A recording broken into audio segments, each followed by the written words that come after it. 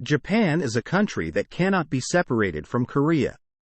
Geopolitically, it is impossible to live without ignoring it because it is separated by a small sea, and it can be said that it is a neighbor who lives while influencing each other. However, the relationship between the two countries can never be said to be good with empty words. This is probably due to their historical entanglement. Japan has historically invaded Korea twice. During the Japanese invasion of Korea in 1592, it caused tremendous damage to the entire country, and during the Japanese colonial era, it actually dominated the Korean peninsula and plundered Koreans in various ways. It is difficult to completely occupy the body and mind of a nation that has lived in a different culture. So Japan tried to steal the spirit of Joseon in various ways. The damage to the palace was also done with this purpose. In the meantime, it has been known that Gyeongwiging Palace, like other palaces, was damaged by Japan, but in fact, most of the buildings disappeared for the reconstruction of Gyeongbokgung Palace in 1865. The same goes for today's protagonists, Midnight Hall and Midnight Gate in Gyeongwiging Palace. If you go a little to the back of the northwest from Singjeongjeon, you will find the area of Midnight. The name Midnight comes from the meaning of helping government affairs, and it is the shape of the main gate, Midnight Gate, which welcomes visitors first, followed by Midnight Hall.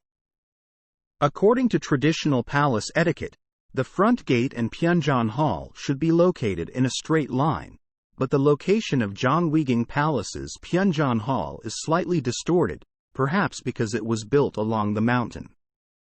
Overall, it seems that the Midnight Gate is tilted greatly to the west. Midnight Hall and Midnight Gate were both the first buildings built in 1620 when Gyeongwiging Palace was founded. Gyeongwiging was not used well because it was originally built to be used in case of emergency. It was used by King Injo, who had no place to stay when Changdeokgung Palace and Changgyeongging Palace burned down, and finally began to function properly. But this is for a while. As soon as the reconstruction of other palaces was completed, Gyeongwiging lost its function as a Pyeonjeon and was mainly used as a Binjeon. In addition, it was used as a place to temporarily store the portraits and ancestral tablets of the ancestors, but in the late Joseon dynasty, it was also used sparingly and became a forgotten Pyeonjeon.